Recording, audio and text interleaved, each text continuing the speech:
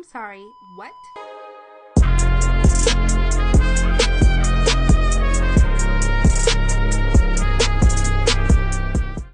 I'm so irritated at myself. Well, not at myself, just at all this, because everything is always perfect and I'm always set up, and then the second that I'm like, I got this, the universe is like, actually, bitch, no the fuck you don't. Like, LOL. Yeah, I know. I always have to be prepared, I feel like, for everything, and that's what takes all the energy. But, like, but then something always goes wrong, especially if you have kids. Like, then suddenly something spilled or something else happened or something broke. Everything always breaks. Everything. All right, you'll bring that back up now. I'm going to forget about this thing. We're ready. I know. I'm going to forget. It's okay. That's why I love having the stand. Why did you do this to me? Alright, welcome back to an all-new episode of Mondays Are About There. I'm your host, Kaylin, and if you're new here, I'm glad you made your way to this space. Today, we do have a special surprise. As you know, I am in my guest era, and once the credits roll, like in the last 2 episodes, there will be outtakes, mess-ups, funny things, so stay tuned for that. But on our tour of a guest era, I would love for you all to welcome with me Miss Sidney Burlas. Give a little applause. Oh, that is so cute. Thank you, everybody. I so appreciate being here. And I'm super excited. We have talked a couple times about you being on the show, but obviously life just happens. So because life happens, we've rescheduled, and then I rescheduled, all of that, What's great is that I read your bio, and this is so funny to me, because it's like, does anyone have a unique experience? But your experience is so unique and so wild.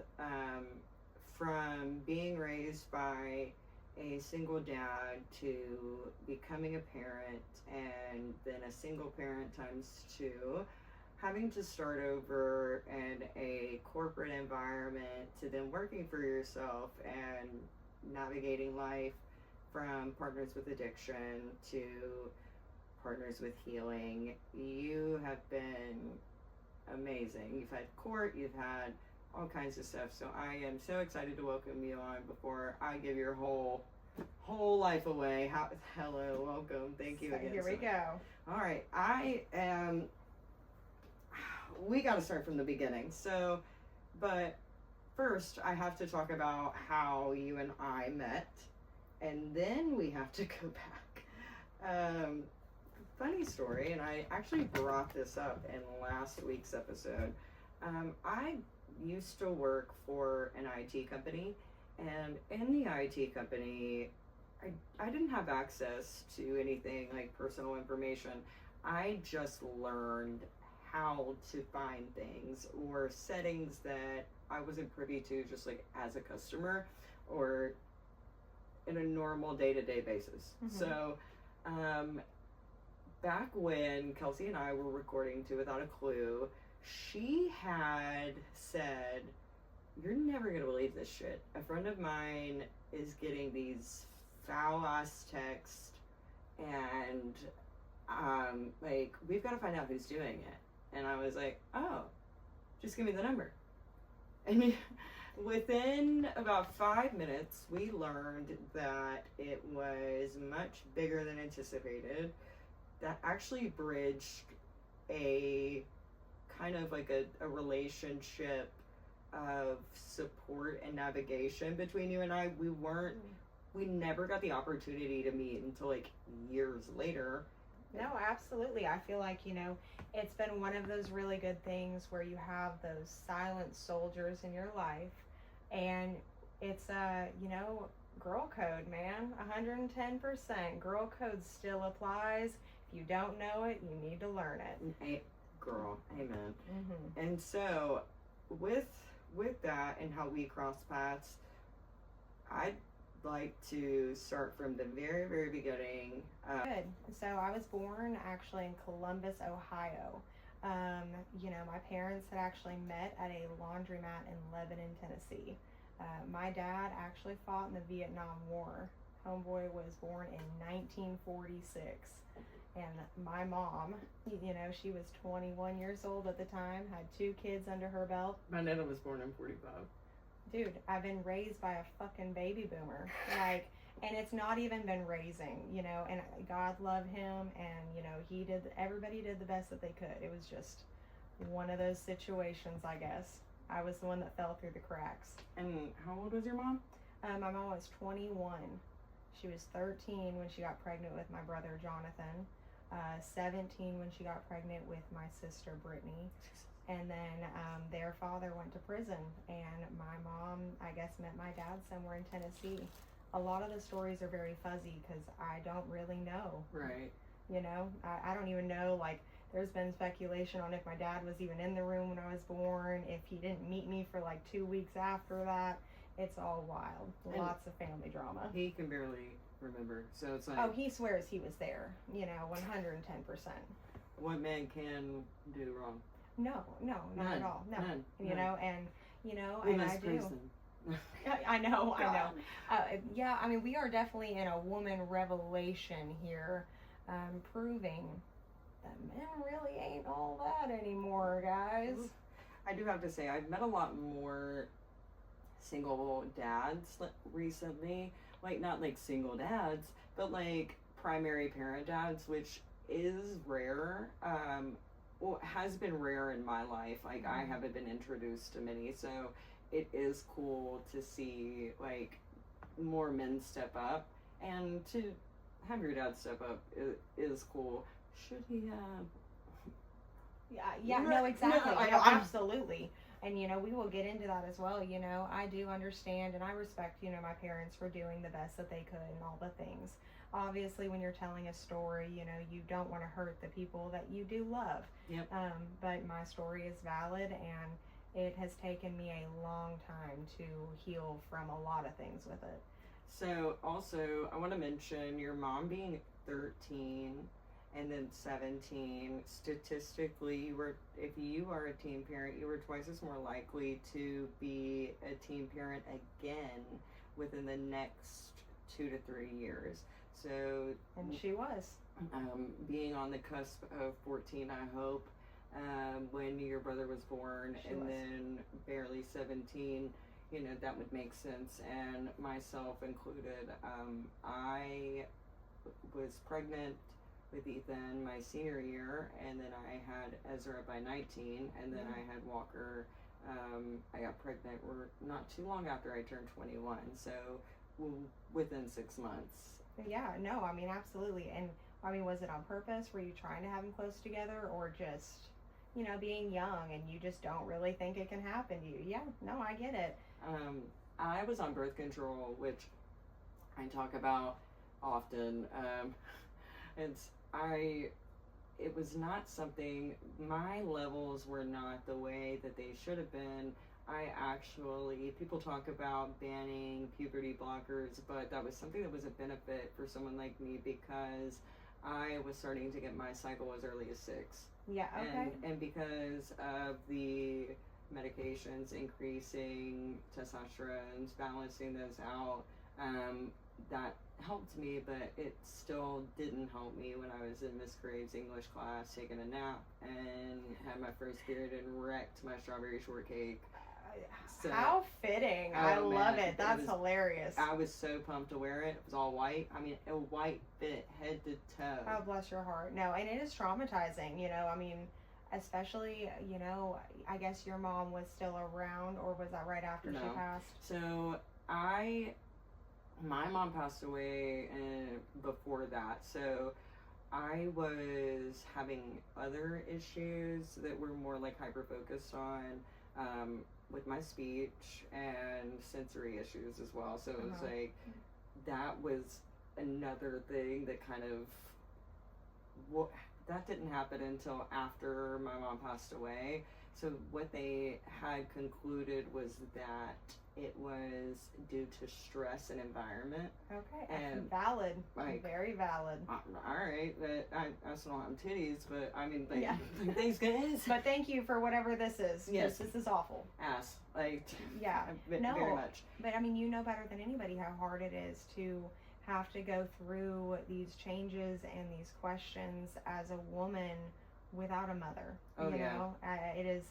You don't want to talk to your dad about how to insert a tampon. My dad gave me a book like about puberty and said, "Peace out, Girl Scout." No, the people raising me grew up in the generation that if you wore a tampon, you were a slut. No, same. Like, You were a straight whore. It was the same thing. Unless you were going swimming, and then God. It was the only time it was okay.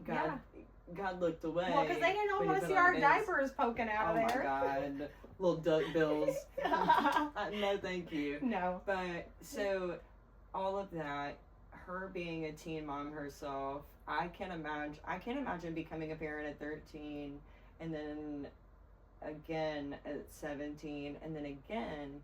Well, I had 3 by 21, but I feel as though at 13, I certainly wasn't as emotionally mature as I was at 17, at 19, or at 21. Yeah. So the timing that it took for me to be that was experience. So like, oof.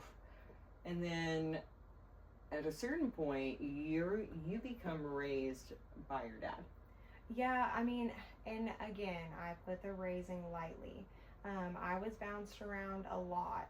I was separated from both of my siblings because, you know, my dad was still around. Theirs was in prison. So they went to my grandma, who I don't really know. You know, her name was Mikeline. I met her one time that I vividly remember after I was reunited, and we'll get into that. You know, but my dad took me when I was 2 to go live with him and his brothers, Ronnie and Donnie.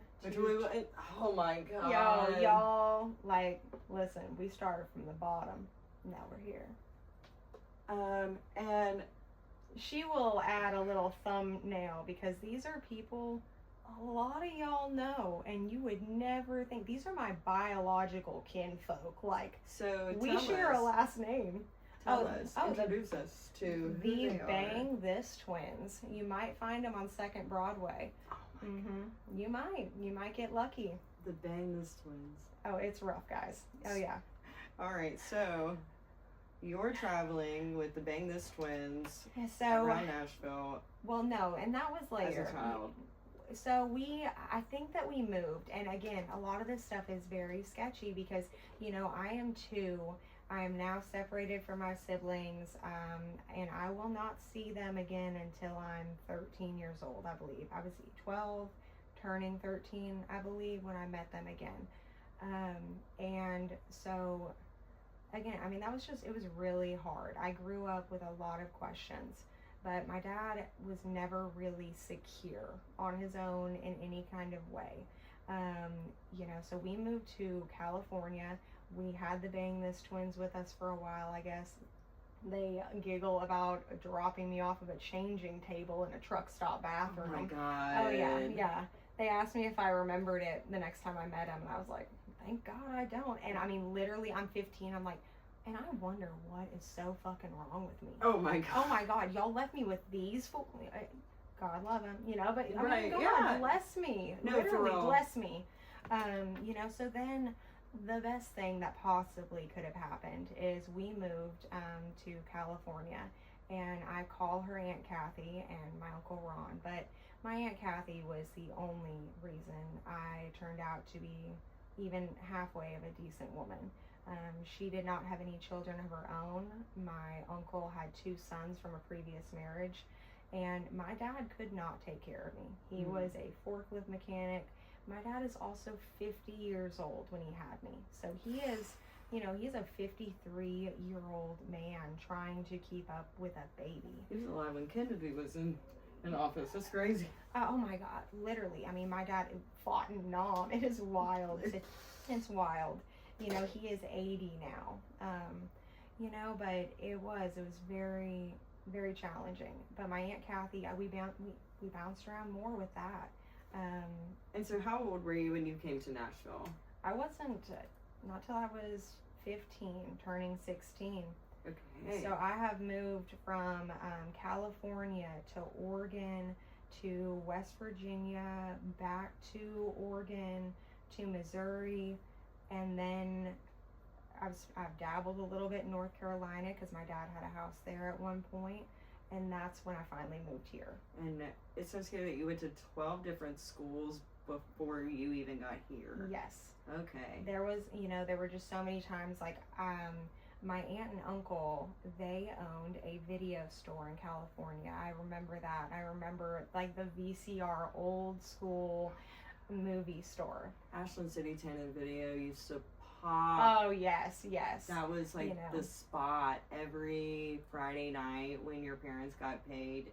You knew you were hitting up the video store. Absolutely. And you couldn't wait to pick it out. You could not wait.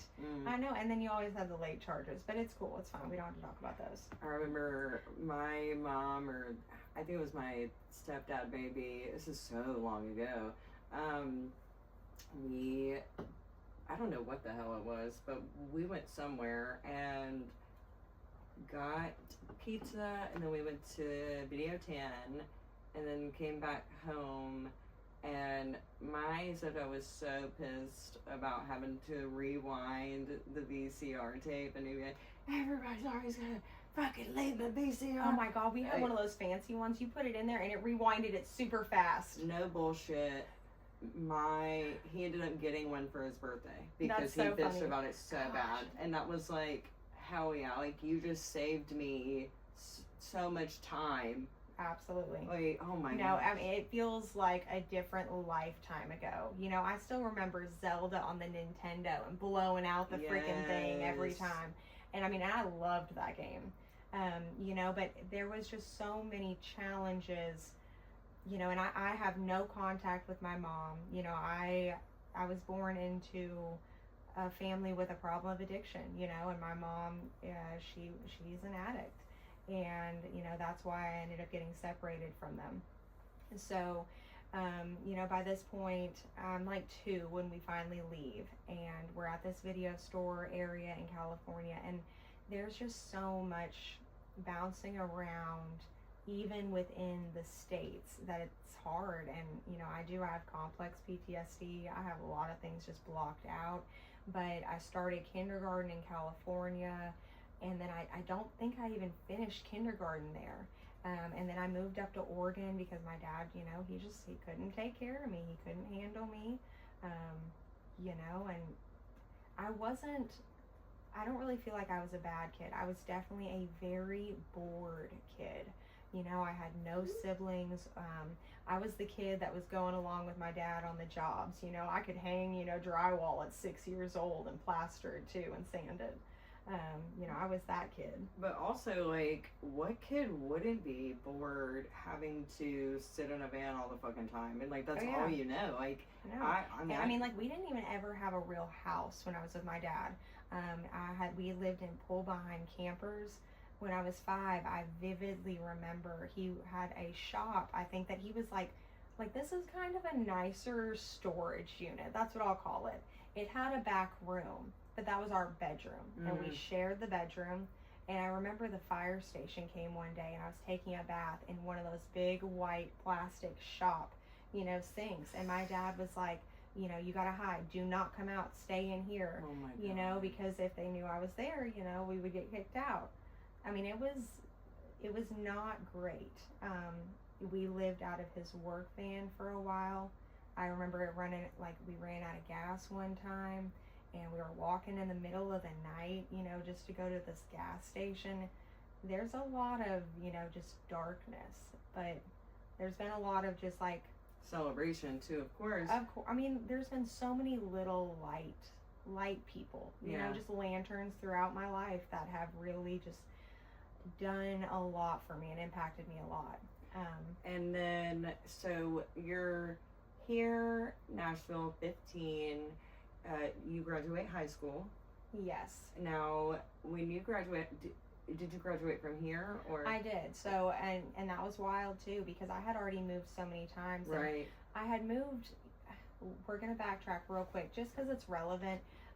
You know, but I moved up to Oregon with my aunt and uncle for a while, and you know, I was separated from my dad again, just really confused. And he always would kind of try and take me. He got a girlfriend one time. I was 8. Carol, vividly remember it. I could not wait. Carol. Oh my fucking Carol, you're a bitch if you're ever gonna listen to this. Fuck I will never forget. I'll never forget. Oh, Carol, fuck you. Oh God. I mean, I was so excited. You know, I'm 8. I don't have a mom, you know, and like my dad has this girlfriend, and like I remember just envisioning like a family for the first time in my life, and like I shit you not, the first day I am there, we're trying to bake cookies, and she directly tells me, I've already raised my kids, I'm not trying to do it again. She literally had the neighbor. I moved across the street from my own father and was being raised by this neighbor lady whose husband had just died, and their 2 kids. We had a food fight one time because I didn't like meatloaf, so she literally threw the meatloaf, you know. I mean, but my dad stayed with her for like, fuck you, Carol. well, instead of that, you know, Sydney went back to Oregon again. Like, I went back and forth like 3 or 4 times. And then they bought a vineyard all the way in West Virginia. And I'm 11 at this time. And I am excited and I am ready. I'm ready. And, you know, we move over there and it's just the same thing over there. You know, and I am the problem, even though I'm 11, 12 at this point. So they break up. So what do? And we drive all these places. So I've driven, you know, from Oregon all the way to West Virginia. Then we drive back because they break up all the way from West Virginia to Oregon. And then I guess at the point where I am 12, my dad finally throws his hands up and he's like, I'm calling your mom, you know, and it's like, okay. And he's like, you're going to go live with your mom now. I have barely talked to her. I've talked to her on the phone maybe 5 times in my life. All the things I know about her aren't great, you know. Right. Like I don't know what I'm walking in on here, you know, no clue. So I moved to Missouri when I was 12, and I will never forget meeting my mom for the first time. I will say that, you know, I remember exactly what she was wearing. And she's wearing a muumuu nightgown, an Ohio State University leather jacket, and some pink slippers. And like I remember that hug too. Like, you know, I had longed, you know, for a mom for so long, and I think a piece of me kind of messed up there. Not really, because I was a kid, I didn't know better, but I had really romanticized maybe what it would be like to be a mom. You know, neither of my other siblings were there. And, I mean, she really wasn't equipped for it, you know? I mean, when we weren't even getting, like, our basic, bare minimum needs taken care of, the concept of being able to provide that, we're like, this can't be that fucking hard. Yeah. Like, you mean to tell me that, like, it's a chore to feed me? Yeah, and, you know, and, I mean, it was, you know, like, I had truly felt like I had been a burden to everybody that had ever had to watch me. Literally. You know, and it sucked. And, you know, it's like she really wanted to be a good mom. And it's not that it was too late. She grounded me like the first weekend I was ever there because I left a sock on the floor. And it's like, I mean, okay, I mean, what am I going to do? I don't even know anybody here. Yeah, I don't know what the rules are. Yeah. And there's an unspoken expectation that I'm supposed to just know and live up to. Yes. And the fact that you put me in that position to do so is confusing. Like, what am I supposed to do? Yeah. No, I mean, me and my mom, like, we had a hard time, you know, and then I did, you know, I've never spoken openly about it on a platform like this in any way, but, you know, there was, you know, I was molested, you know, by somebody close to me that was close to her as well, and it took me 2 years to finally tell her, and this person was out of our lives, and, you know, I remember she just said, I kind of figured something like that was going on, and I shit you not, 2 weeks later, homeboy is back at our house. And, it impacted me so much more than I even knew it did. And this is also somebody who's very close to... I'm so sorry. What the fuck? Like, that's No, I mean, terrible. it was hard. Like, I remember because I had no concept of what a mom was or anything, but all I could ever imagine was, like, I couldn't tell her because I thought she would kill him. Because I thought about what I would do. Even at 13, what I would do to somebody, and I didn't definitely know that I will go to prison for them. Yeah, so, mine do too. And there's no concept of, like, if you were victimized in that vulnerable position in such a capacity, that adult is the problem, because same thing happened to me the first time I came forward about being touched by a family member. I told a counselor, and that counselor, they told my family, but they minimized it and wanted to hide it for court because my grandmother was trying to get custody of me. And, like, that's, like, a real, like, it was fucked. Yeah. So then it wasn't addressed. We still had to go around this person. No one acknowledged it. They just kept, like, oh, okay, no big deal. And then acted surprised when I went to my 11-year-old checkup and didn't have a hymen. So then you were just a slut, right? Right? It was always, well, Kaylin lights up in a room when there's a man. No, I feel protected. Like, I feel better because I know that man won't hurt me. No, it was... And so then, fast forward to, it's not even addressed until I'm an adult, and then it's re-brought up when just even we have to, like, about? and so, like, I feel you so heavy on that. I then find out that that family member was living with my grandma. She didn't tell me until I showed up in the middle of the night to leave the situation that I felt like I needed to remove myself to be safe. And there's this trap. I was so stunned, and that turned our relationship poor for a very long time, because I would never allow for someone that harmed my kids in such a capacity to even walk in the vicinity of mine.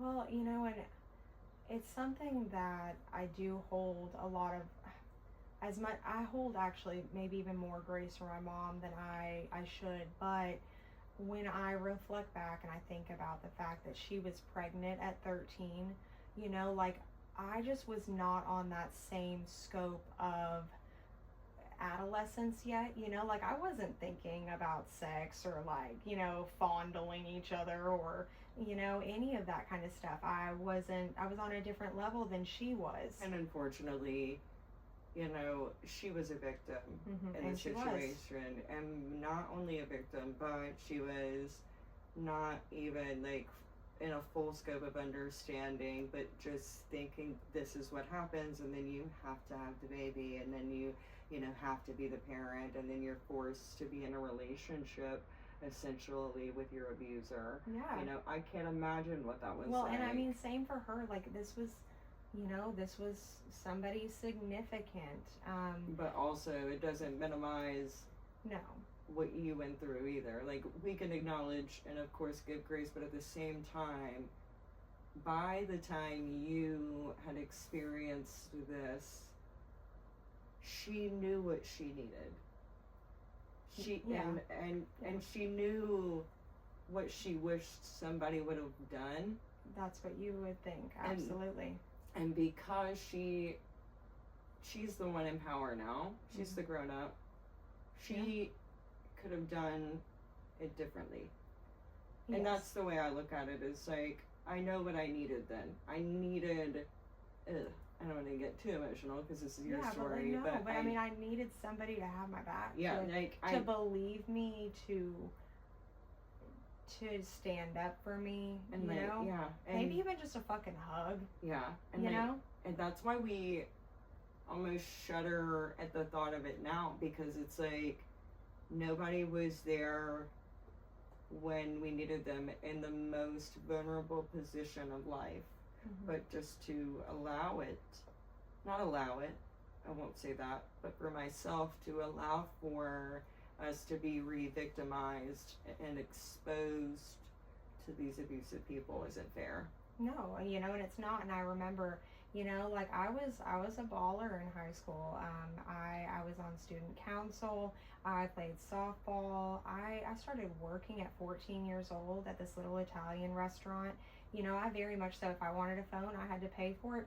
And damn Skippy, it was still getting taken away from me. Didn't matter if I paid, Same. Didn't even matter. I paid the bill. I'm like, oh, come on, dude. Like, you made me pay the bill. Fuck you. Yeah. Like, that's, no, same. And like, I remember I came home one night after practice and I was wearing my sports bra and like just my running shorts, and just immediately, like, she told me to put on a shirt and all this other stuff, and it's like, I can't even Why be comfortable. Why are you having those kinds of men around me? And she had already known what had happened. So then she made it almost seem like I was inviting it. Like, nah, girl, it's 95 degrees outside. I'm going to tell you right now, I obviously, talking about being a mother to a daughter, my first experience has been to an almost adult. And that is they've asked me often, is it okay if I wear this? Is it okay if I wear that? And I'm like, yes. Because I don't bring men around that look at children in a capacity to where if they're vulnerable, they're prey. Yeah. And if that's the type of men that you have, to where you're like, oh, protect yourself around, Uncle Johnny. Fuck Uncle Johnny. Absolutely. Fuck Uncle Johnny. We He's don't not talk allowed to to Uncle come Johnny. around. Yeah. Uncle Johnny's on a fucking registry for a reason. He can't go near a fucking elementary school. Yeah. He's not going around my daughter. Absolutely. Go fuck yourself. Absolutely. Like, I'm not smiling in nobody's face. And it sucks the way that these traumas, like, because here I am, like, I've already had some of these conversations with my 8-year-old daughter. Like, you tell me if anybody ever makes you feel uncomfortable. I like, talked about that to the kids. They're over it. They're like, yes, Mom, no one's touching my penis. Like, I know. But it's like, are you sure? Yes, like, how sure are you that nobody ever has? Nobody that I don't want to. I mean, but you have older teenagers, but One like, in 3. yes. Yeah, and and it is. I know just statistics, and I have 3 boys, so absolutely. I'm like, hey, are you sure?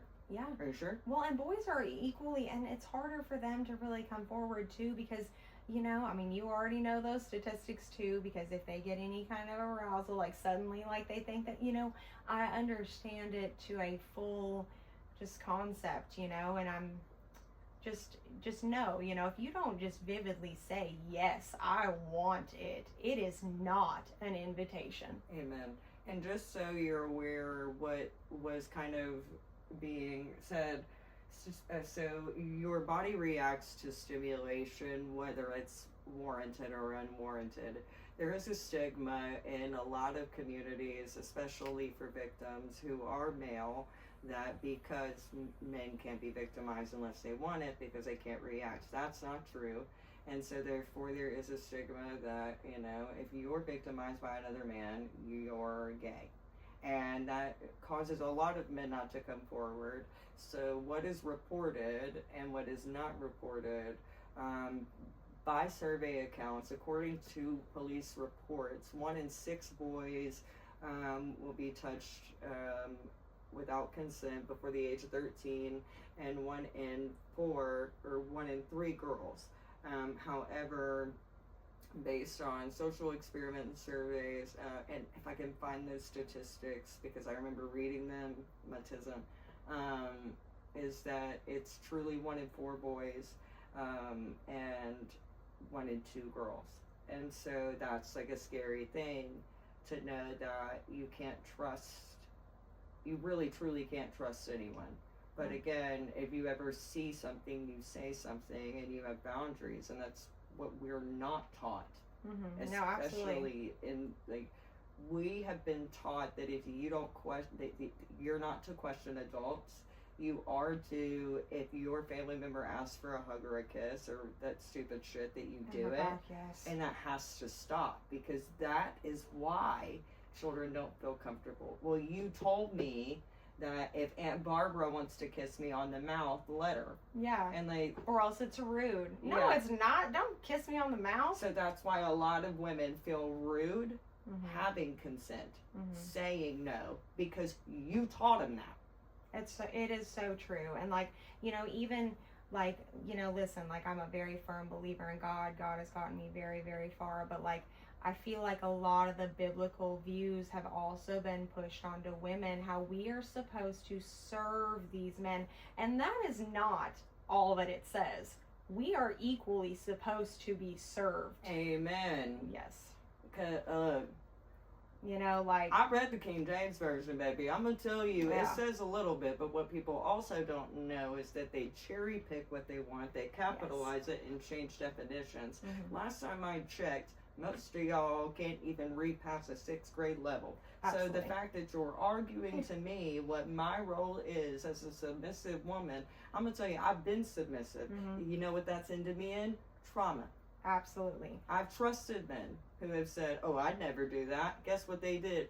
Didn't put a remix on it. Absolutely. Like, a plot twist you never saw coming. And I'm traumatized, man, from birth.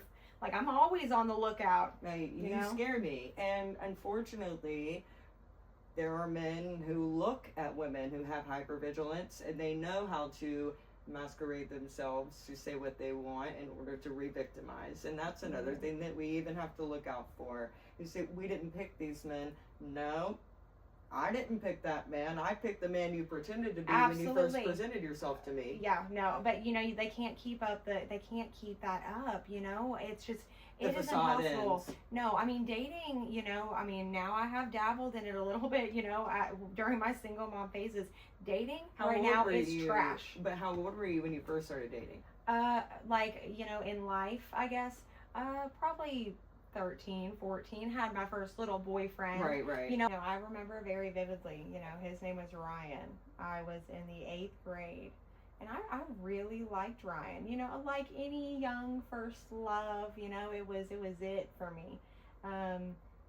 You know, but I was young, and I remember I went to North Carolina for the summer, and I had some friends from West Virginia that we had picked up and taken, because I was going to visit my dad.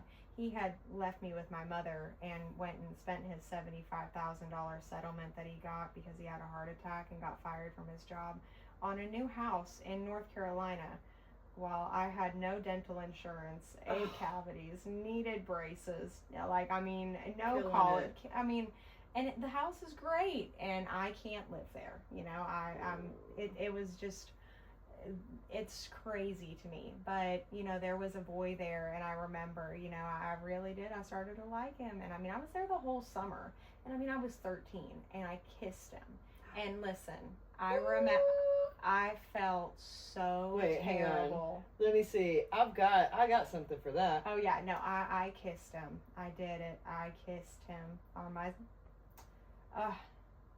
That's 6. Whoops! I didn't mean to do that. I mean, this. Yeah. Ooh, yeah. It was my first scandalous activity ever. But listen, I remember I felt so bad. I came straight home and I told him. You know, I told him. Because he would have never even known, and it wasn't like some romantic, passionate, like make out, tongue down. I was a kid, you know. But I told him, and he broke up with me. Oh, I know.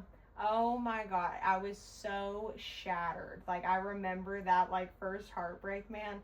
Like, I walked back into my house after this long vacation. My boyfriend's broken up with me, and what is on my dresser?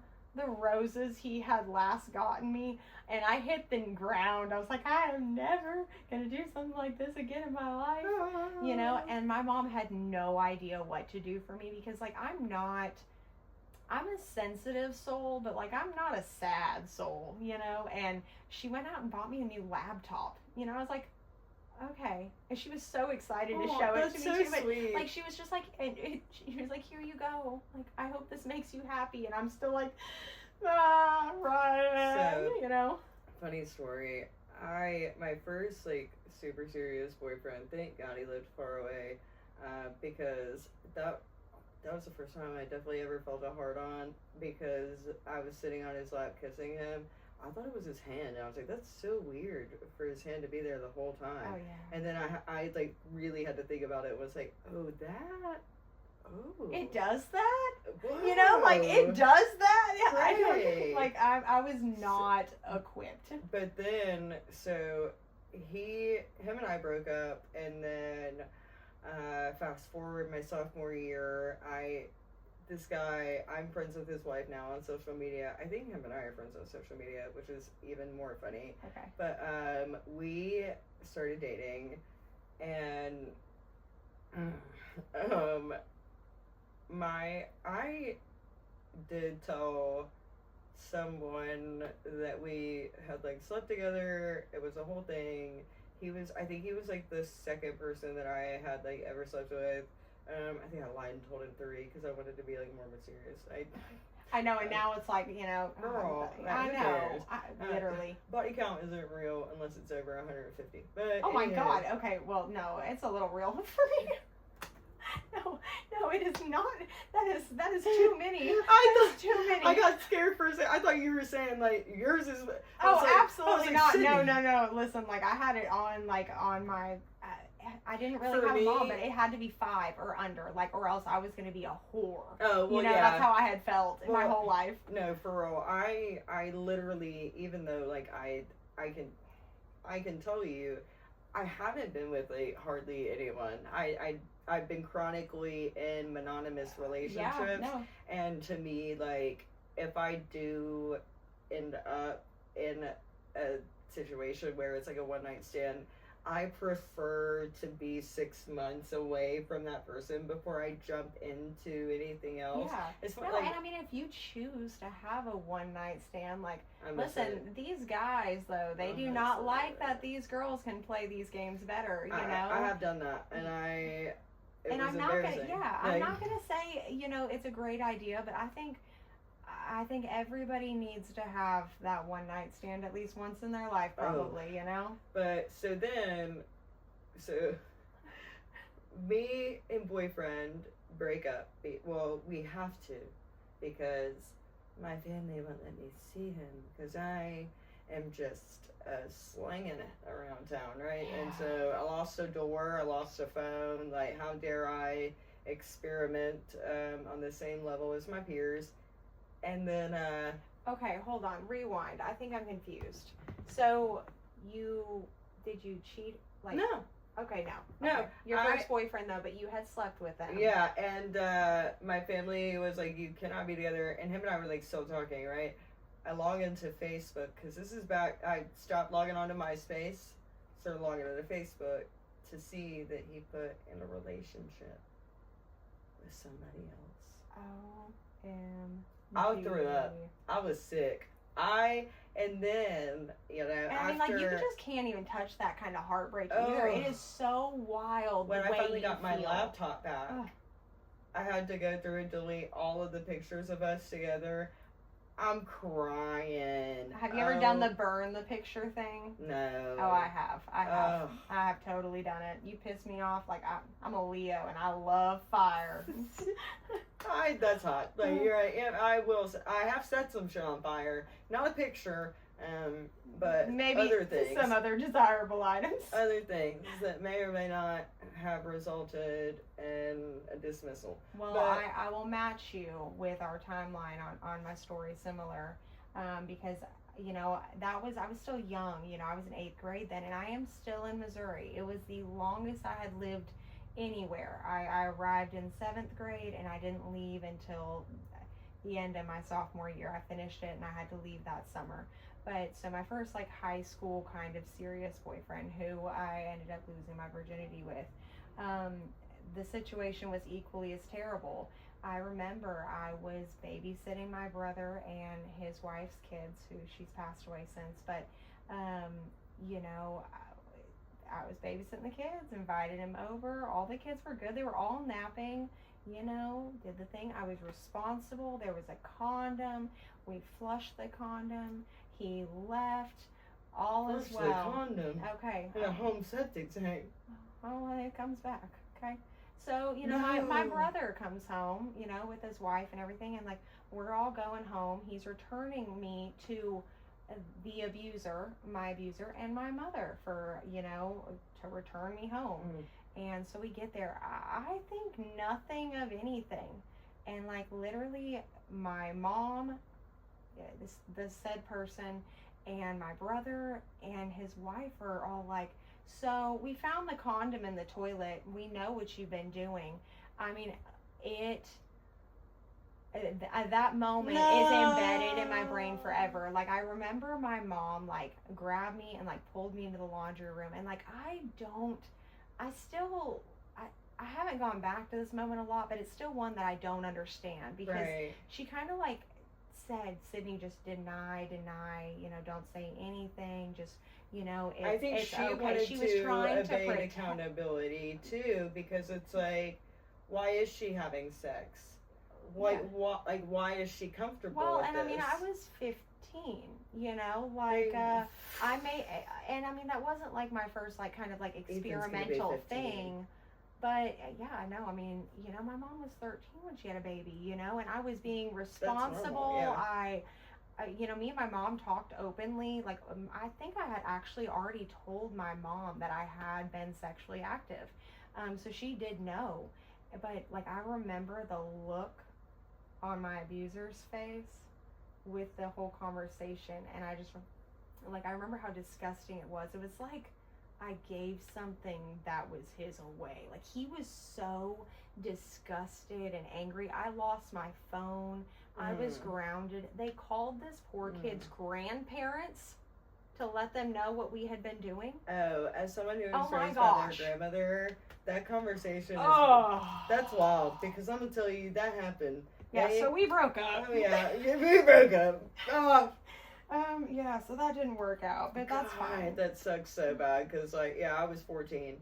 Now that I'm thinking about it, like, I was a 13-year-old freshman, so, like, of course I was having sex. Well, and, like, and people who have been abused, who have had no safety at home, who have not experienced, like, love. Like, I did not get hugs. People call it hypersexuality, you know? But it's like, in reality, that was the norm. Everyone around me was doing it, and, like, I couldn't help the fact that, like, I was being raised at that level. You know, all my friends were all 2, 3, 4 years older than me. Yeah. So, like, but you're holding me to the same expectations as these people around me, but I can't act like them. My life goals were not to do heroin, keep a job, right, and avoid teen pregnancy, and I did do all of the above. Where's the clap? Oh, Something yes. claps, doesn't it? Applause. 100%. All right, thank you very much. No, you killed it. And so when I tell you, that's so relatable, and them feeling like you gave something away, and, like, that's what it felt like. And it wasn't to your husband, it wasn't to this, like, forever person. It was like, you keep giving pieces of yourself away, and it's like, but what is being preserved has already been taken. So for me, like, no, very, very relatable. It didn't devalue me or devalue my worth, but the way that they made me feel as though I was, like, so hypersexualized because I was doing stuff like that. I was a 13-year-old freshman. Yeah. I mean, my God, like, duh. Yeah. And did y'all watch 13? Because I wasn't doing all that, you know. Listen, and I grew up watching Degrassi, okay? I was good. Maddie and the Thong was crazy. Oh my gosh. I wanted one. A bedazzled one at that. Yeah. But I didn't. Yeah, no. I did have a Superman one, though. But, and fucking, I was so mad. Jacob, R.I.P., love him to pieces. And that's something that I do have to talk about at some point on the show. Absolutely can. But he told everybody in the 8th grade that I wore the same thong for 3 days. And I was like, first of all, fuck you, because that came in a 3-pack. Yeah. Like literally Like, the God. different colors. It was red, black, and blue. So how dare It's so you? funny though, because like back in the day, if you wore, I would be scared to wear like leggings 3 days in a row because I was like, people are just gonna think I'm wearing the same pants. Right. And now I will wear the same pants for 3 days, and I don't give a shit. I mean, I'm grateful if I accidentally wore something inside out because cool, I get extra day. Absolutely. Thank God. Yeah. No, I'm trying not to do laundry. Oh God, me and laundry and dishes. I was supposed to get a dishwasher this week, but it didn't show up. Thank you. I'm so glad. Maybe next weekend. Mine did show up finally, and I feel I have never in my entire life had a new fridge and a new dishwasher or a dishwasher in general. I'm almost there. You still kind of have to scrub them before you sit them in there. It pisses me off. Yeah. But it's fine. Like, I'm an adult, so I spray my dishes off usually, but, like, I don't live with a bunch of other adults. I live with children. Yeah, who don't give a shit, and even if you told them, hey, don't put that in there, they will. I know. I'm really trying to get on board with the chore thing. It's it's a requirement here. I will unplug the router and put the plug up somewhere. I don't give a shit. That's so funny because my dad lives with me, and he is the first one to hobble out of his room anytime the internet is disconnected. Oh, it is the only reason. Gosh. I don't think my dad's going to listen to this. He doesn't give a crap. But, you know, the only way sometimes I know if my dad is even alive is if I smell the faint whiff of cigarette smoke that he swears he don't smoke in the house, but I'm buying him a carton a month, you know, and he hangs out the window. No, he don't. There's a screen there. Oh my God, you know? I love him. Oh my gosh, you know, and bless his soul, you know, and I really am just trying to let him live whatever kind of, you know, life he wants to. My grandpa, deadass, he only calls me when he can't get into DraftKings. And I'm like, did you turn on your location? Okay, did you refresh cookies? Refresh, you know what to do, Pop. I'm not telling you again. And it's like, it's hard. But, alright, so 15, so like, I you know, that's when that happened. But yeah, you know, my brother, like, it felt real. It felt so the end of the world. I just felt so attacked, you know, and I remember, like, I was still playing softball. There was just so much just bad stuff that started to happen during this time, and you know, my mom ended up relapsing, and I really, actually, said person who, you know, my abuser, I was on a little trip with my dad to Metropolis, Illinois, to go gambling while I am 15 years old on the back of his Harley Davidson. I had so much fun, guys. No worries. But on the way back, my abuser had texted me and said, hey, we need to talk when you get home. And, you know, I was like, oh, God, okay. So we're almost there, and we get there, and he's sitting on the porch, and I see that the car is gone, and he essentially, you know, as an adult now, you know, my mom had relapsed, or she had gone on a really good bender, and she had been gone, you know, for a while. And he told me very specifically, and my dad was trying to make shift plans. It was very inconvenient timing for my dad because he was about to go on a 2-year Harley trip. He just rented out his home in North Carolina, you know, so he didn't have anywhere for me to go. He was making plans. You know, so I ended up moving in with a sweet family for a little while, and it didn't work out. And it didn't work out because, you know, of an array of events that I didn't have any control over, you know, like drugs have always been a very large part of my life, but very fortunately not a part of my life, you know, like, you know, I've had experiences and stuff, but I do not have that kind of personality, or I at least have that dog in me that has to be better than what I came from. I got that dog in me, baby. Yeah. And it's rough coming from a few generations in of addicts and recognizing it and understanding it and having to fight against it. And there was a time where I thought I was an alcoholic, and I was definitely tap dancing on the lawn. Yeah, I was like, I mean, at least drinking for the wrong reason. I've been there too. Just drinking for the wrong reasons and trying to, you know, find joy in that kind of stuff. But I really have realized, like, because it kind of just steals your joy from tomorrow, because then you just You're feel so like hyper shit. focused on my next high, my next high, my next high, and it's like, or my next drink, or can I get through this without being sober? And I mean, like, and I've had to see it from a young age. Like, I remember coming home one night and, like, my mom was detoxing on the couch, you know, and I'm trying to find wash rags, and, you know, and I know that there is a lot of shame and stigma, you know, but this is a real thing. I mean, these withdrawals are painful. They are not easy to come off of alone. And, you know, that's why so many people stay in this addiction cycle. It's because it's so scary and it is so painful. And you know the one thing that can make you feel all better. Back when we lived on Triangle Road, I was about 5 or 6. My mom passed out drunk. It was one of the few times she got to watch me because she was an alcoholic. And, yeah. Well, and it's hard as moms now because it's like, what the fuck? Like I would never, you know, like yeah.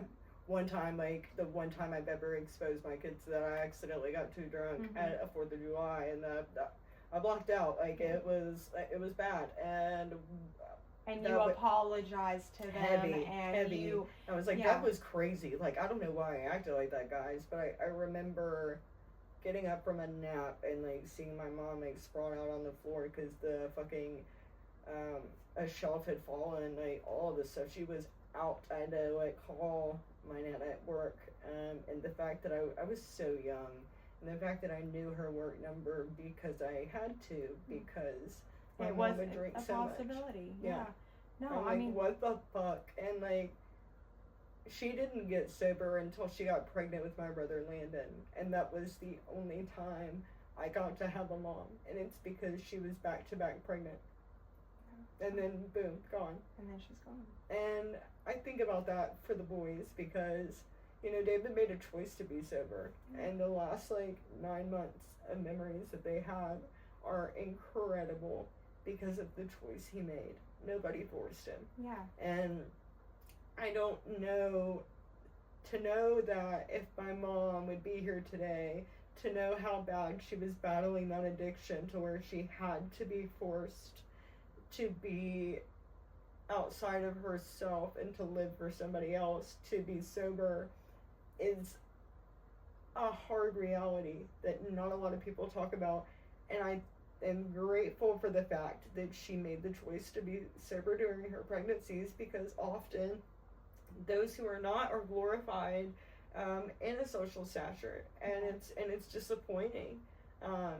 But all of those experiences, like as heavy as they are, like truly made me into the woman and the parent that I am today, to hopefully not re-traumatize my children or just traumatize them enough to where they're at least funny. Yeah, no, absolutely. That's all. I'm trying not to make you an asshole, and I'm trying to make you call me at 3 a.m. I want you to trust me above all else. Trust me with everything. Like, that's the kind of mom I'm trying to be. Like, it was just, it had been very, very challenging because I was consistently let down by the people that I trusted the most. In my early childhood, I was consistently moved around, and I mean, on a whim. Pack up your shit in the middle of the night, move states, boo, kind of on the whim. Never say goodbye to your friends at school, nothing. You know, it was so hard, you know, and to just to try to provide stability for my own children has been the biggest thing, you know, since I moved here. And I remember, you know, it ended up not working out, you know, staying with the family, and I had to quit my job, and I had to let go of softball, and I was just about to come into my junior year, you know, and I had said boyfriend, you know, at the time, and I mean, it was devastating to me. And we rolled into Ashland City, Tennessee in the middle of the night, and my dad had found some fixer-upper house that he had promised so we could live there. And fixer-upper, like, listen, like, I have lived with subflooring more in my life than I have without. Everything, I mean, has been a fixer-upper, a camper, a single wide. We lived good one time in LA when my dad had his asshole of a girlfriend.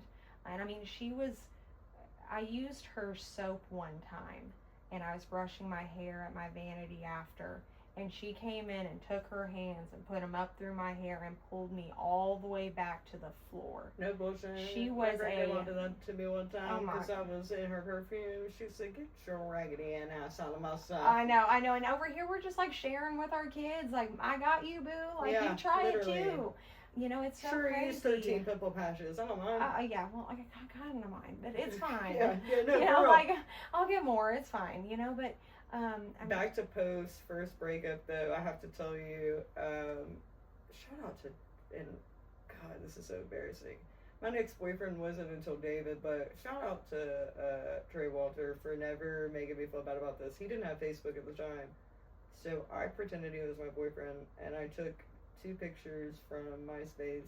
It was just 2 that I liked, and I posted them, and I was like with these really dumb quotes, and like portraying him to be your boyfriend. My boo.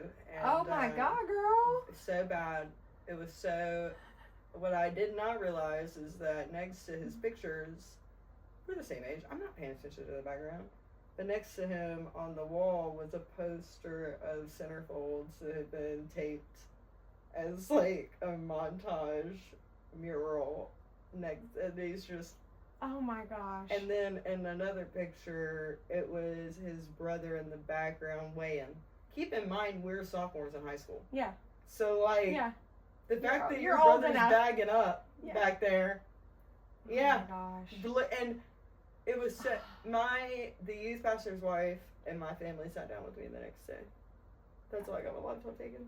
Oh my gosh, but you didn't even mean to. Listen, I paid attention. Me and one of my girls in high school were taking a selfie on the bleachers. I had no idea the person above me was wearing gym shorts with no boxers. No. I uploaded this, and it wasn't one that should have been uploaded, but I uploaded his whole wiener to Facebook. You have to zoom in, but I remember Josh Weeks. Do you remember who that is? He came up to me in the science pod, and he is dying, and he zooms in real close, and I'm like, oh my God, you know, of course, and of course I got to get into class. I don't have service, and it stayed up for a second, so, so sorry. So, you know who you are though. So how old were you when you became a mom? I was 21. And what was that experience?